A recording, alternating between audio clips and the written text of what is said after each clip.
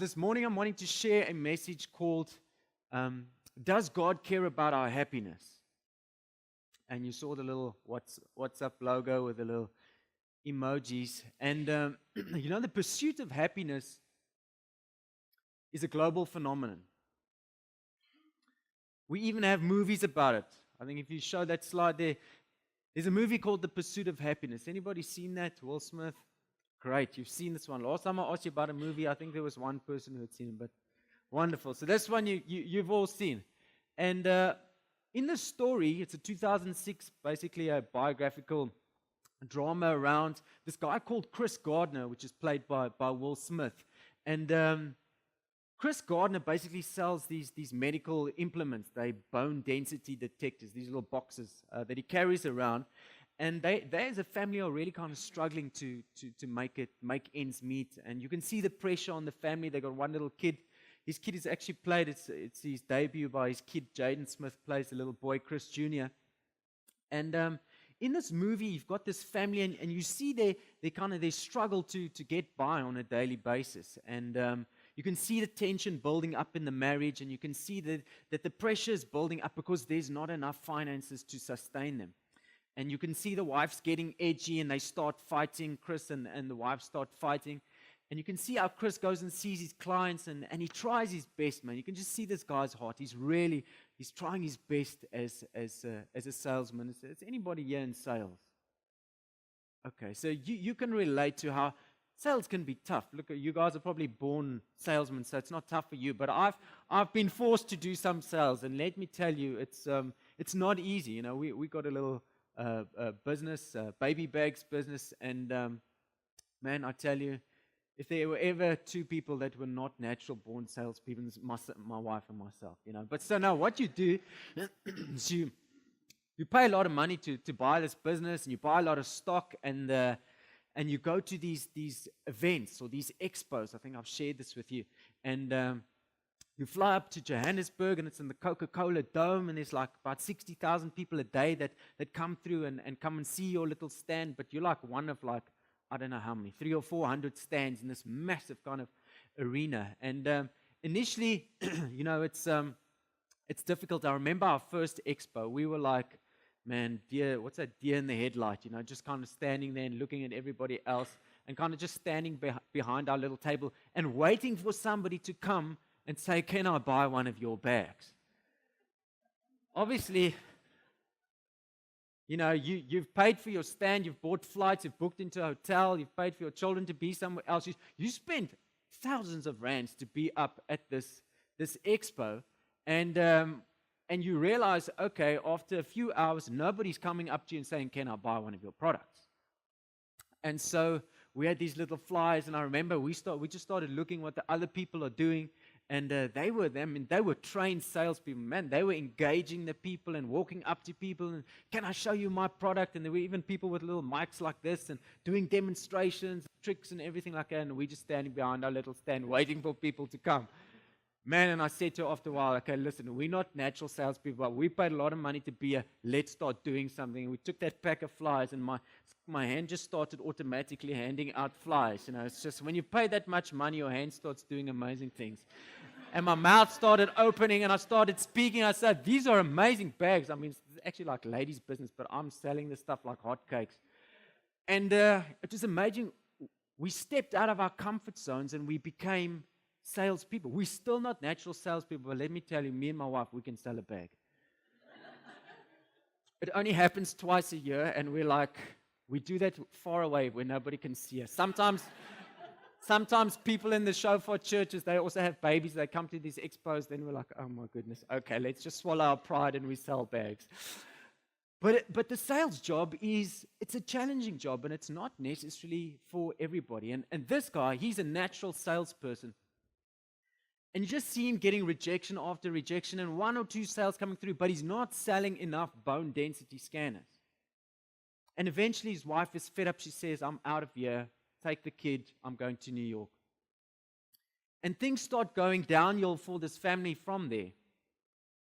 And eventually starts falling behind on the rent, and you see the tension with the landlord, and eventually this guy and his kid, they get kicked out of their little flat. And the amazing thing about this movie, it's very realistic. This is what actually happens to people. And they literally, they're forced onto the street. And they go to one of these kind of centers or these homes where the homeless people come. And you stand in the queue, and then there's a cutoff in the queue. And if you, in time, you can actually spend the night, and you can use their restroom, and you can sleep on a bunk for the night. And you see kind of the pain and how this guy has to change, and he has to survive and adapt to look after his kid. I think he would have been all right if it was just him, but he's looking after this kid, and the kid doesn't understand why we're not living in our flat. And the kid's asking these questions, Dad, what's happening? He's saying, my boy, it's going to be all right. Dad's got this one. Dad's got this one. But you as an adult, you're sitting there and you're cringing because you're feeling the pain of parenting. You're feeling the pain of this guy having to survive and make a plan and scramble and hustle to survive. And you kind of follow the story, and it is a drama because this guy acts so well. He was nominated, I think, for Academy and Oscar for this role that he portrayed. But he does it so well. He pulls you into that role where you feel the pain of a parent trying to survive for his family's sake. And eventually, he runs out of these bone density scanners to sell, and they get desperate. And he meets this guy, I don't know how, in a cab or something, and this guy tells him about the stock brokerage firm that he's in, and you can come do an internship there. So how it works is there are about 20 or 30 guys that get interviewed for this potential internship, and he makes it into this, but then you work for, I don't know how long, it was a few months, 2 or 3 months, where you don't get paid. Okay? And only one guy gets chosen to work for this firm. And we follow the story of Chris Gardner, how, man, he's just putting in the extra hours, and he's running across town to get his kid, and then he's running across town, gets hit by a car, and then he's in his next interview, and then he's only got his painting clothes on, and just every time just cringing, man, can this guy not just get a breakthrough? And so this whole movie builds, and there's like this tension that builds up to this point where you follow him, and he kind of gets this breakthrough, and he meets this guy, and he lands a slightly big client, and in the end, they call him into the boardroom, and all the directors are sitting there, and this is kind of the punchline of the movie. And they say to him, Chris, I think something like, where did you get that tie that you're wearing for today's interview? And he kind of says, whatever, he got it there. He says, well, you're going to need another one because tomorrow you're starting with this firm. And it's just like this pressure just relieves off this man, and he walks, he kind of tears up, and he walks down into the street. And if you show that next slide, he kind of just joins this throng of traffic in the town. I think it's San Francisco that they're in. This is a true story. And the voiceover says, this part of my life, this little part is called happiness. And you just see how he just has this moment of happiness, like just this is his breakthrough. And that was the pursuit of happiness for a guy called Chris Gardner. True story. He becomes a millionaire. The actual Chris Gardner becomes a millionaire. After that, starts his own stock brokerage firm. But the whole movie comes to this pivotal point where it's around, I found my little nugget of happiness in this life. And so happiness is something that we all pursue, whether you're saved or not saved. It looks slightly different when you're saved. But let me tell you, the world, when you ask them, what do you really want in this world? They say, I want to be happy. I want to be happy. I want good relationships. I want to have enough money. I want to be happy. When it all comes down to the nuts and cents, especially for the unsaved, what do you want in this life? I want to be happy. And so the field of happiness has become a whole scientific field. If you go to that next slide, I mean, you stacks of articles. Time has run lots of articles. The pursuit of happiness, the science of happiness, new discoveries for a more joyful life. Man, all the ladies' tydskrifte, they're all about hoe kan ek meer gelukkig wees. Everybody is changed. We're all chasing happiness. In a way, I mean, the Harvard Business Review, they've actually taken this to the corporates. It says, how employee well-being drives profits. It's actually been studied. Happy workforce, more money. For the husbands, it's happy wife, happy life. Happiness filters through into everything. And so I ask the question to you, on the WhatsApp group, does God care about our happiness? Now let's interview you. Talking about surveys and all these kind of things. Do you guys think God cares about our happiness? Okay, overwhelming yes. Do you disagree or agree? Agree. Okay. So this whole this field of happiness has become a psychological field as well. I mean, this week I tried a happiness survey online. It's one of the 4 official happiness surveys. It's called the Oxford Happiness Survey. There are a couple of these.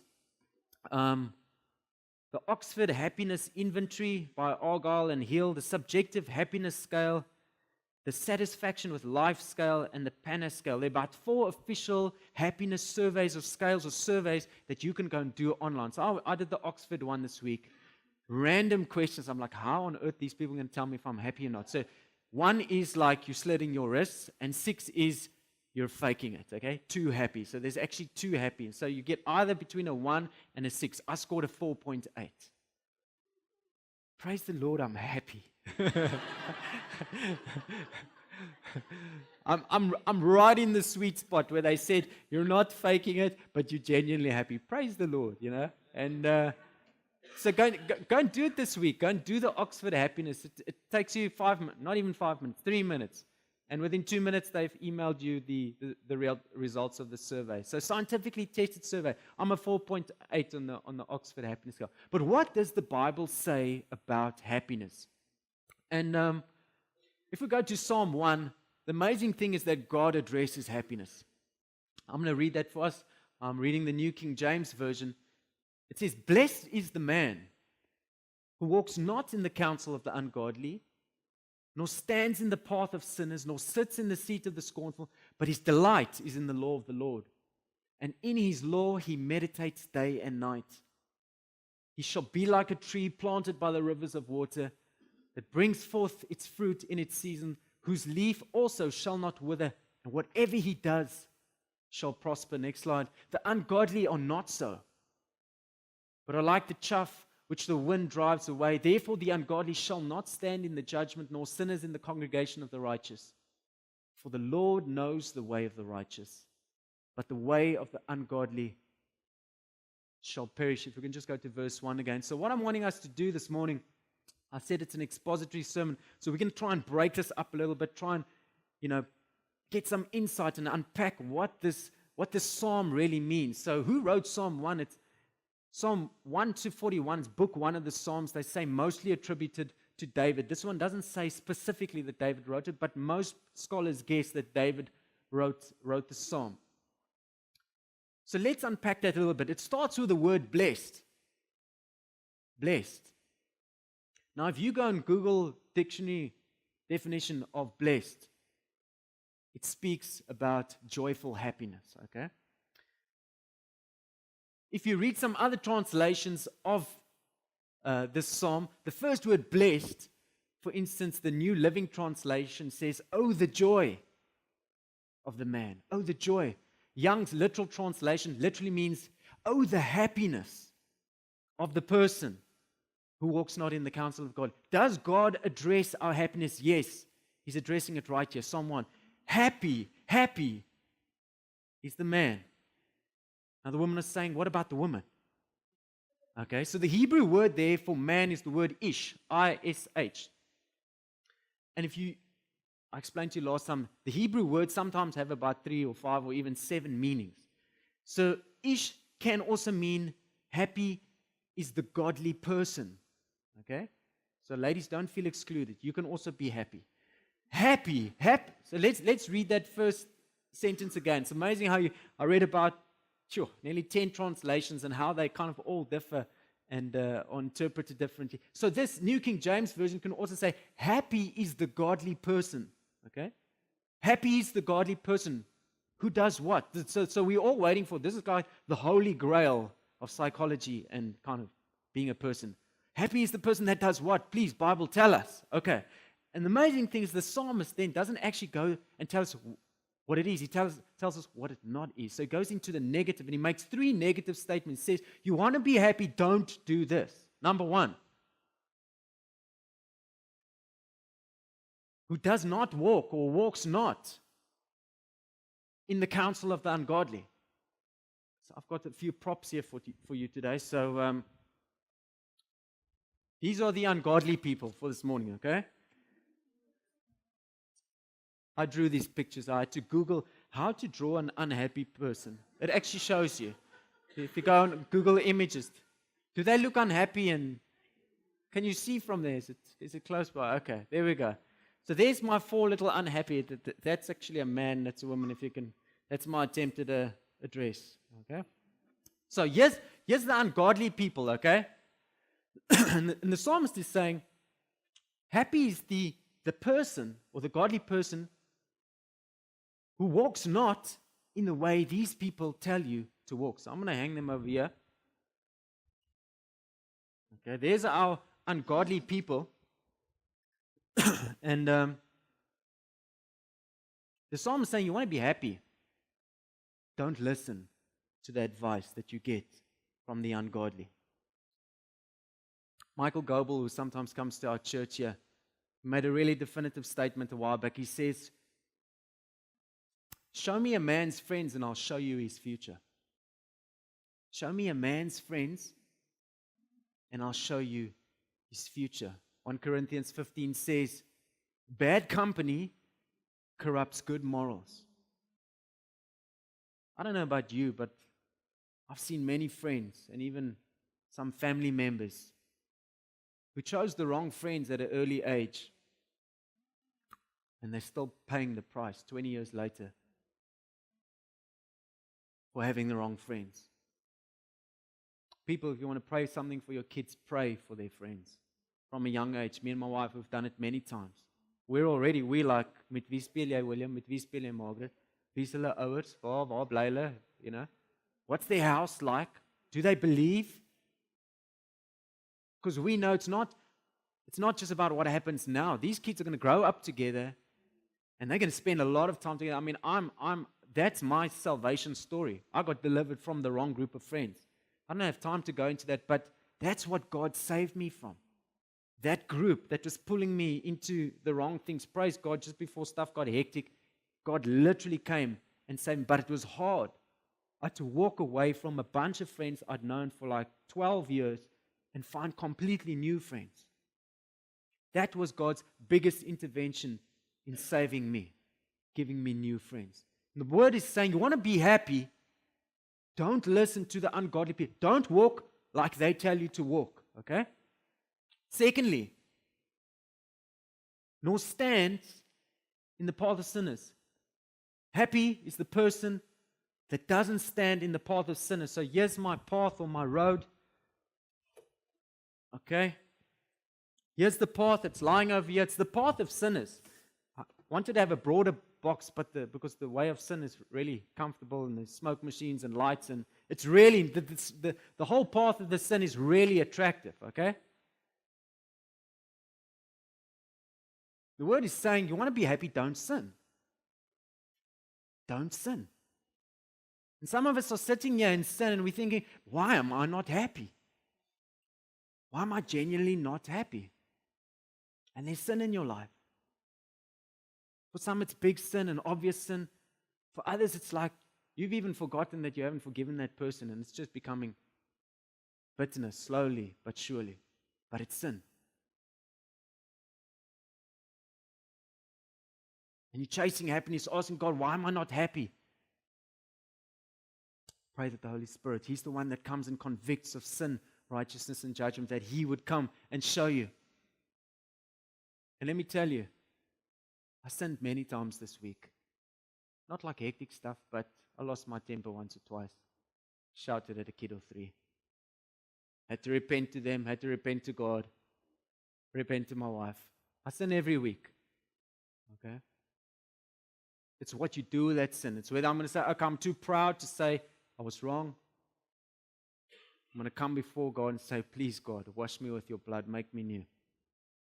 Want to be happy? Don't sin. Thirdly, blessed is the man, happy is the man who doesn't sit in the seat of the scornful. Now, here's the seat of the scornful. I'm not going to sit there because I don't belong there. What does the scornful mean? The scornful means the mockers. Interesting that the word singles out those who jeer and mock and kind of, even in a subtle way, hy verkleineer mense. You kind of just give that little stab, just that they'll just feel it. The word says, want to be happy? Don't do that. Don't do that. 3 statements around happiness. The word saying, you want to be happy, don't listen to those people over there. Don't walk in the path of sinners. Don't go and sit on that seat.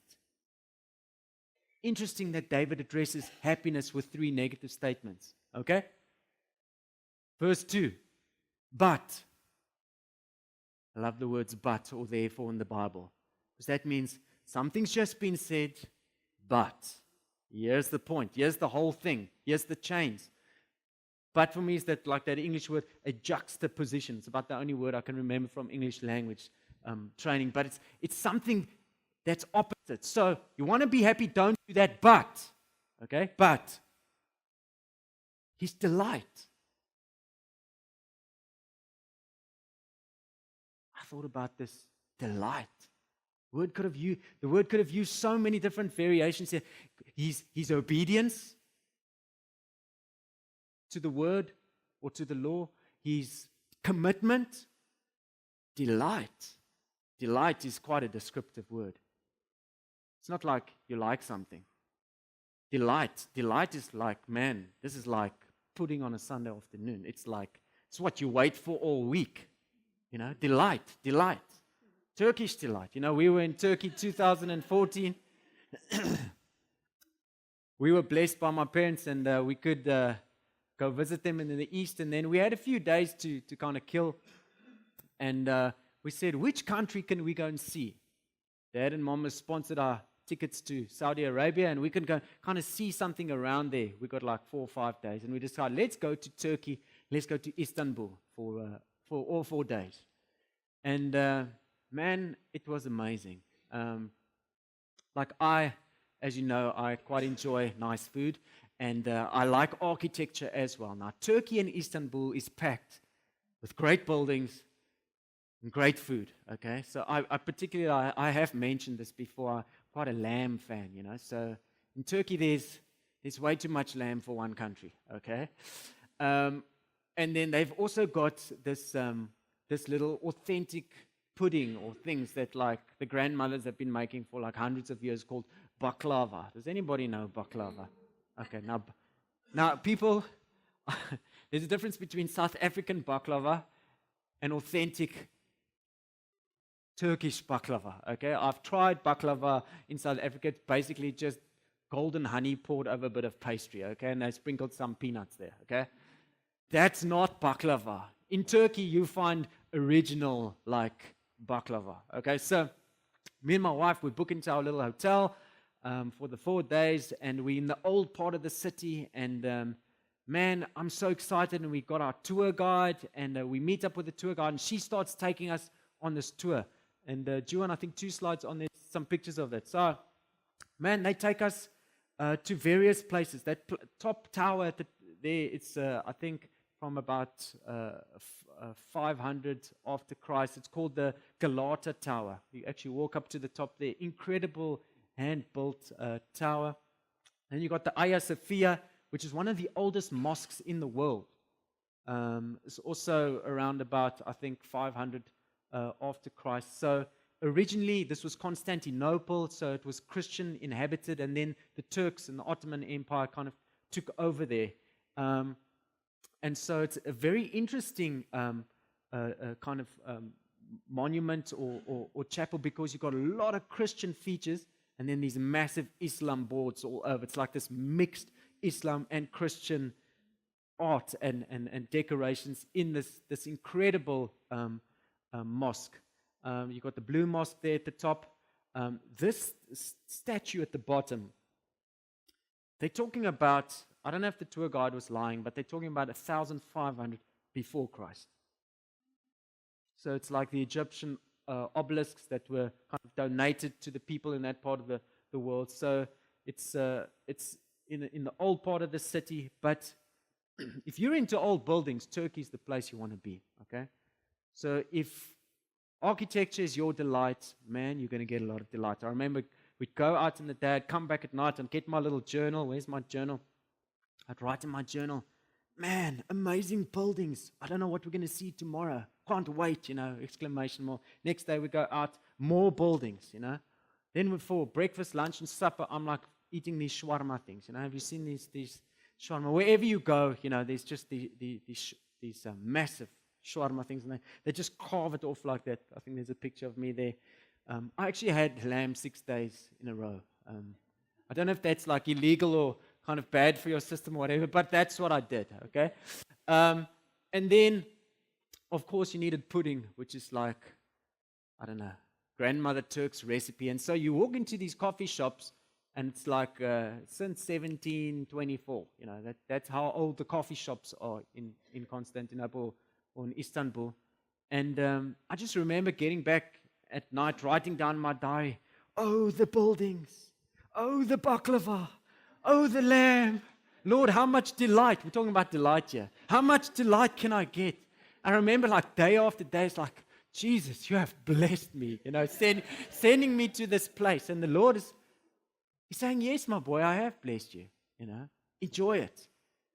But the amazing thing happens to me on about day 4 or 5. I'm standing in the shower, and man, the baklava has been good, and the lamb, and the buildings, and everything. And I just realized we as human beings, I think I've shared this before, we're designed to only receive so much saturation or stimulation in the natural of things that you think will, I don't know, like it just carries on. But it doesn't. It actually plateaus, and you can only receive so much delight from baklava and lamb and nice buildings. And then you realize, but there's something more. And I'm standing there in the shower, I'm thinking, Lord, I'm really, really happy now. I'm really, really at a place of delight. But you know what? I thought back of one of our CD launches, being on the stage of the band, and actually being happier than that. And so the word says to us, Psalm 16, in His presence there is fullness of joy. So I want to encourage those that are chasing delights. Does the Lord want you to have delight? Yes. Is it going to satisfy you just kind of exponentially, and it's just going to kind of inevitably just carry on? No, it won't. There's a level at which enough money is enough money, and enough baklava is enough baklava. And then you want the Lord. You know what I'm saying? And this is what the psalmist is saying. If you just go back there, Juan. But his delight, and I love that word, is in the law of the word. The other Hebrew word for law is the instruction, the word of God. His delight is in the instruction of the Lord. And in his instruction, he meditates day and night. I remember standing 2010 in our little flat in Sea Point. And I had this kind of epiphany, this moment where I thought, if I died right now, what would be my regrets? And there were a couple of things. I think there were some adrenaline-related activities that I thought maybe I should still do that. But one of the things that I realized that I would really regret, oh yes, of course, we didn't have kids then. I really want kids, One of those 5 things on my list is I have not read the Bible enough. I've not spent enough time in the Word. And I was honest with myself, my delight is not in the Word. I read the Bible in many ways and many times because I'm told to. So I want you to think a little bit about this. The psalmist is saying, you want to be happy. Don't do those 3 things, but do this. Let your delight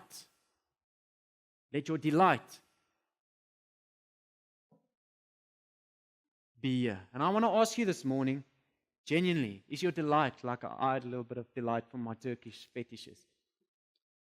Is your delight in the law of the Lord? I can tell you in 2010, mine was not in the law of the Lord. And I said, Lord, help me, change me. Bring me to a place where I delight in your word. And I've been on a journey the last 7 years. And it's amazing how the Lord has transformed me. We were in the UK last year listening to Graham Kendrick, and the Lord spoke so clearly to me, and he said to me, Richard, you know me in spirit, but you don't know me in truth fully.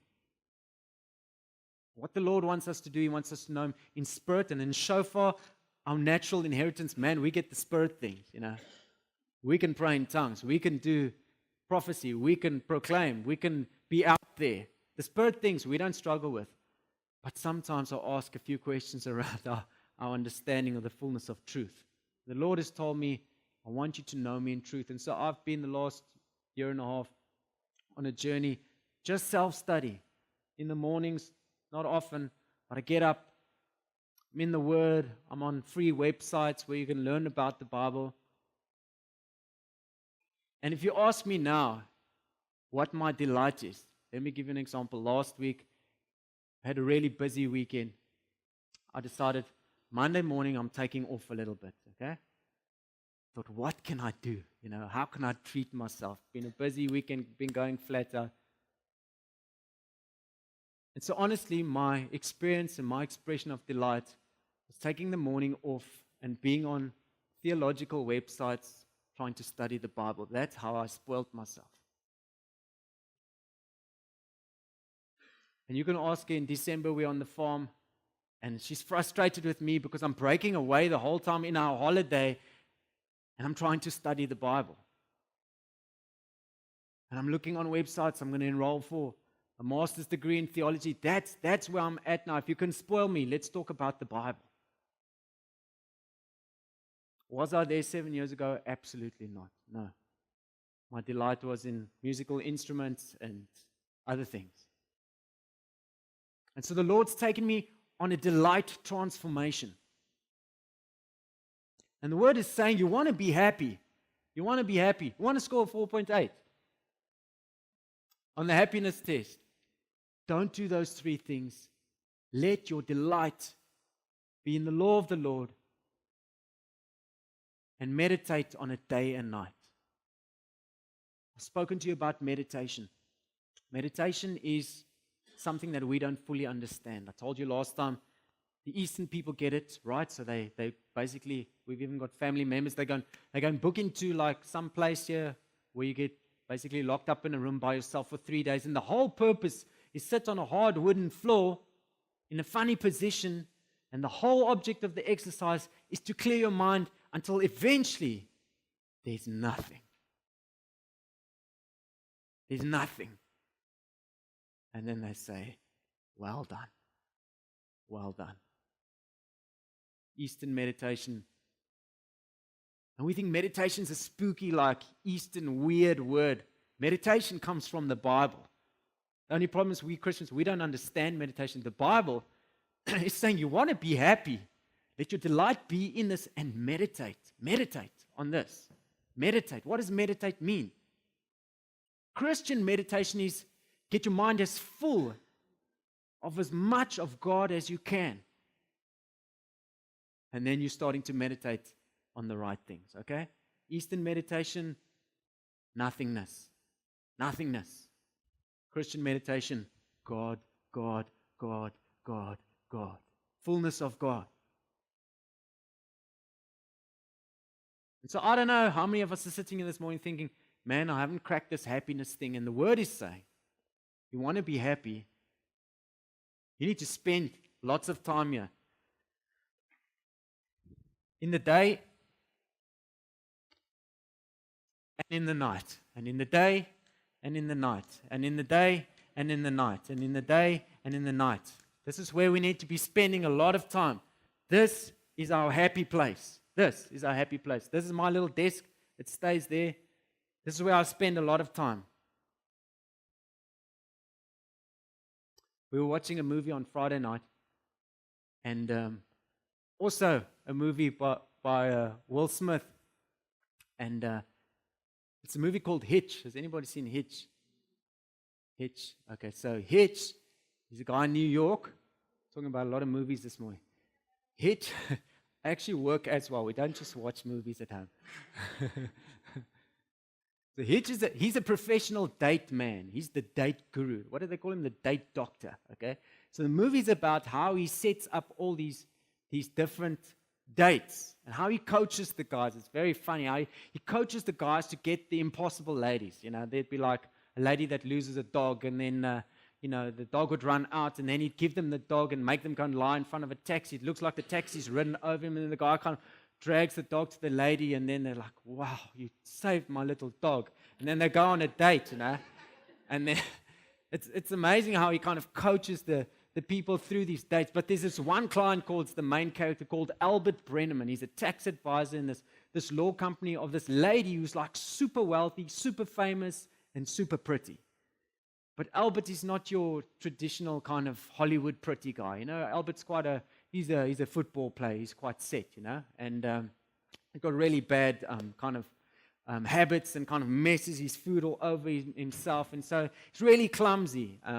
And so Hitch, Will Smith, is coaching Albert how to meet this lady. Allegra Cole's her name in the movie. How to meet this woman of his dreams. And he coaches her through. And one of the things that he takes him on is, you're going to go on a date with her and you're going to do some dancing. Okay? And he says, Albert, do you know how to dance? And Albert says, you know what, Hitch?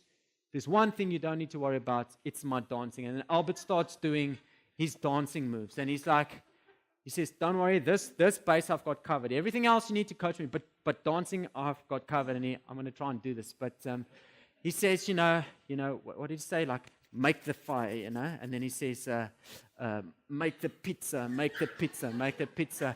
And what was the other thing? It's like, genie in a bottle, genie in a bottle, genie in a bottle, And what is his other moves like? Some fish move. And the date doctor, Will Smith. Oh my goodness, I've just lost my colleague. Okay. This is not being video recorded, eh? Oh my goodness. Okay. Okay, so this is not going on show for TV. It's the executive decision of the pastor. And so Will Smith looks at this, and he's just standing like this, and his face is just expression. He says, don't ever do that again. Okay? He says, Albert,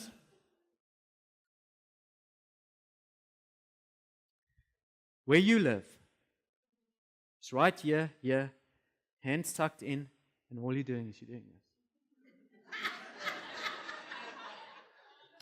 Don't bite your lip, Albert. Right here. You live right here. Right here. You live right here. People, I want to say to you, want to be happy?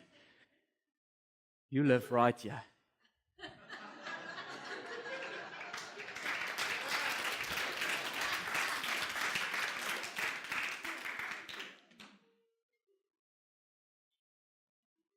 It's amazing how we think that other things are going to satisfy us more. And let me tell you, I'm somebody that knows what it's like not to have an appetite for the word. But he can change that. He can transform your appetites. I need to speed up. He shall be like a tree planted by the rivers of waters. The blessed man who delights in the law of the Lord. Okay? He'd be like a tree. He'd be like an olive tree, maybe. An evergreen. Olives are evergreen. Planted by the rivers of water. Yanni's been leading us in worship this morning about coming to the water. Those that are dry, that are drying out, whose leaves are falling off. Come to the water. Bring forth your fruit in its season. Your leaves shall not wither. And here's an incredible promise. Whatever he does shall prosper. I don't know about you, but that's one of the most significant promises in the Bible. Your business, your sport, your marriage, whatever. You want it to prosper. Be like that tree. Be like that tree. Let's see what the ungodly looks like. Next slide. The ungodly are not so. They're not like that tree. Their roots are not found by the river. Their leaves fall off. They don't bear fruit. But they are like the chaff which the wind drives away. They're like the chaff which the wind drives away. This morning is prop morning, so I've got a few props here for you. So here's the tree. What happens in life is the wind blows on our trees. The wind blows on all of us.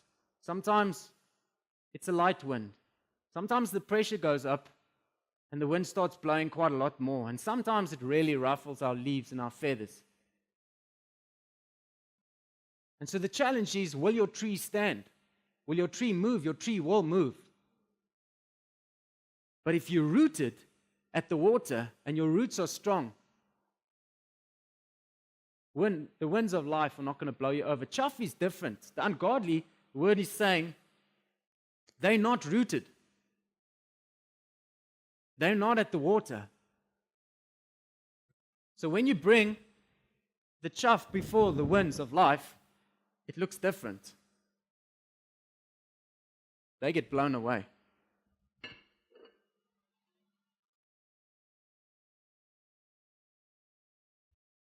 Some of you being blown away, you're feeling like, Lord, I don't have any roots. I'm just like, life is just knocking me for six each morning when I stand up. It's just like relentless waves coming at me. I'm not anchored. I'm not anchored. The word is saying you're not at the water. You're not like the tree. I want to encourage you this morning that the Lord is challenging us, even like it came through in the worship. He's challenging us to come to the water, to be found at the water where there is life, to meditate at the place where there is life, to draw sustenance from the place where there is life.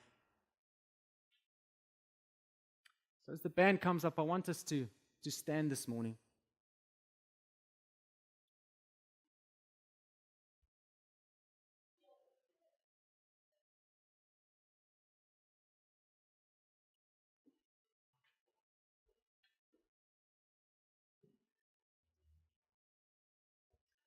And if the ushers can hand out the communion, please.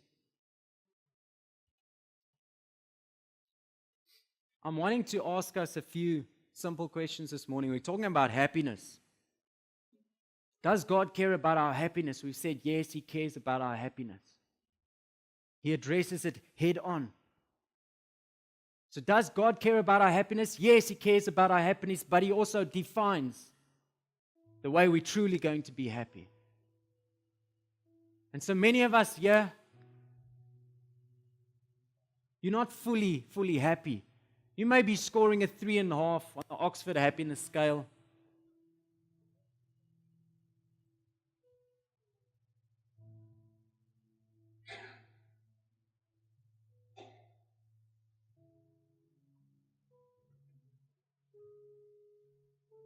And so what I want you to do right now is be honest. Like I was in 2010 when I stood there in my little flat in Sea Point. And I was honest with myself. I said, if I die right now, what would be my regrets? Can I say that I was truly fulfilled?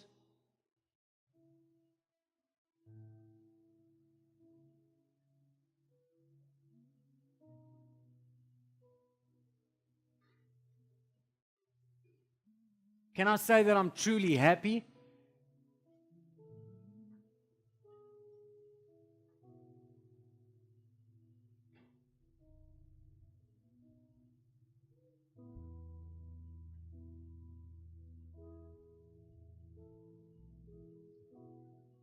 And so if you put that last slide up for me quickly. Thanks, Juan.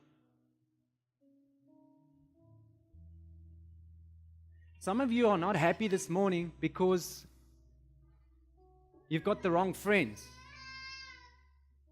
You're in wrong relationships.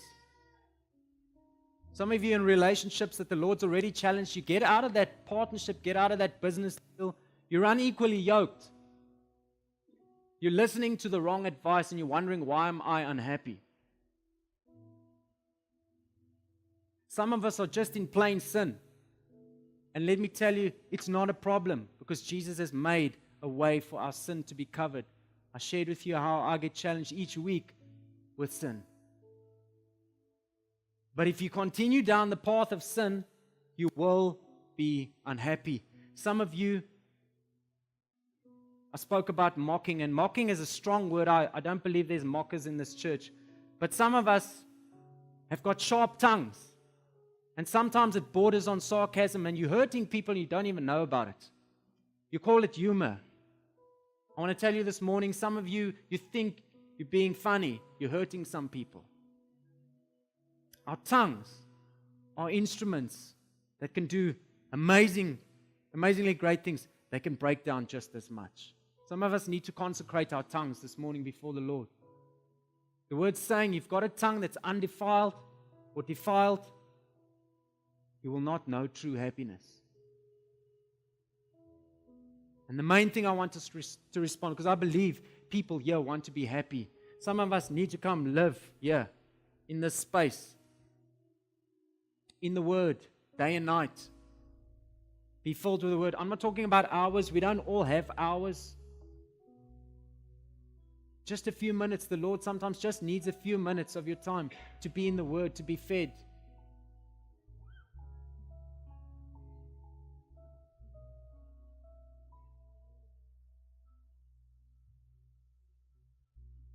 And lastly, some of us are like the chaff. We're just feeling knocked around by the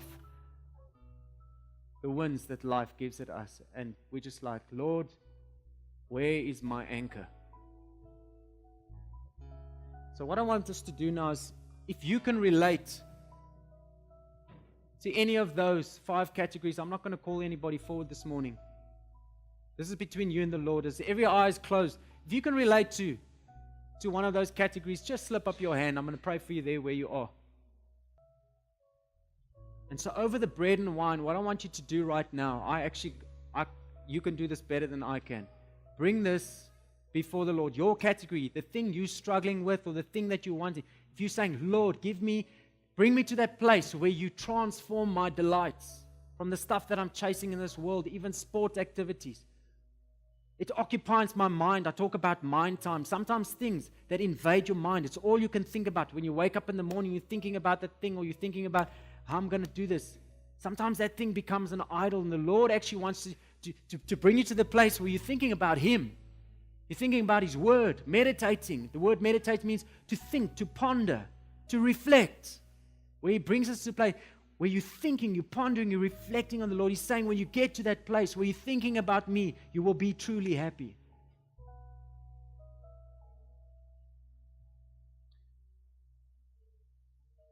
And so right there where you are, if you raised your hand, lots of you raised your hand, bring your category before the Lord.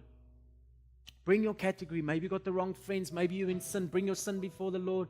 Maybe you need to repent of sarcasm. Maybe you're saying here this morning, God, transform my delights. May my delight be yours. And lastly, Lord, I'm not like the olive tree. I'm like the chaff. I'm being blown away, being blown around. Let's take 2 minutes. Bring that before the Lord. You do business with the Lord right now.